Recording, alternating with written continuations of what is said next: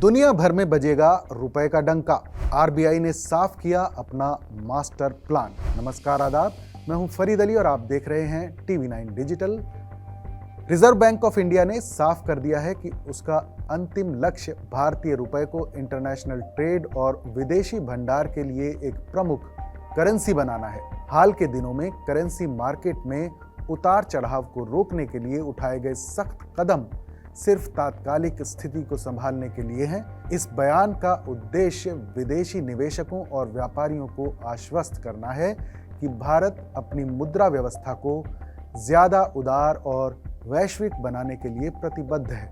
Reserve bank के deputy governor T Ravishankar ने बुधवार को कहा कि रुपए के मोर्चे पर उठाए गए कदम अस्थायी थे और उन्होंने लंबे समय में करेंसी के इंटरनेशनलाइजेशन के प्रति अपनी प्रतिबद्धता दोहराई। हालांकि ये सीनियर अधिकारी इस बारे में कोई पक्का जवाब देते नहीं दिखे कि केंद्रीय बैंक 30 मार्च और 1 अप्रैल को उठाए गए उन कदमों को पूरी तरह से कब वापस लेगा जो उसने करेंसी मार्केट में ज्यादा सट्टेबाजी को देखते हुए उठाए थे, जिससे अमेरिकी डॉलर की आर्टिफिशियल कमी पैदा हो रही थी। गौरतलब है कि इस हफ्ते की शुरुआत में आरबीआई ने रुपए के डेरिवेटिव्स पर 1 अप्रैल को उठाए गए कदमों में से कुछ को आंशिक रूप से वापस ले लिया था। इसके तहत ऑथराइज्ड डीलरों को निवासी या अनिवासी उपयोगकर्ताओं को आईएनआर से जुड़े नॉन डिलीवरेबल डेरिवेटिव्स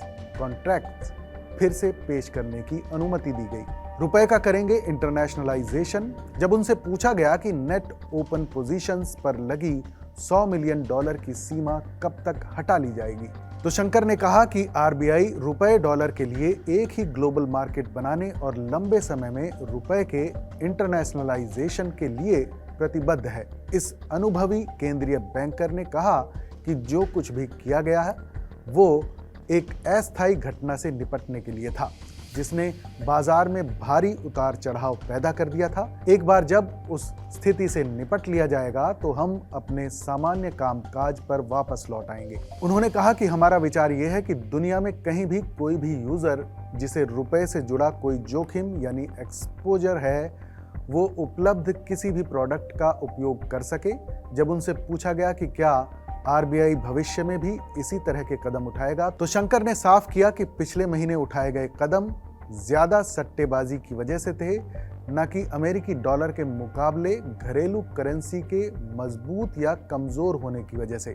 शंकर ने कहा कि भविष्य में मुद्रा का मूल्य बढ़ेगा या घटेगा, ये बाजार की ताकतों पर निर्भर करता है जो मांग और आपूर्ति के समीकरणों से संचालित होती हैं। उन्होंने आगे कहा कि केंद्रीय बैंक सिर्फ तभी हस्तक्षेप करता है जब उसे बाजार में अत्यधिक या अस्थिरता पैदा करने वाला उतार चढ़ाव दिखाई देता है। टेंशन अभी भी जारी है।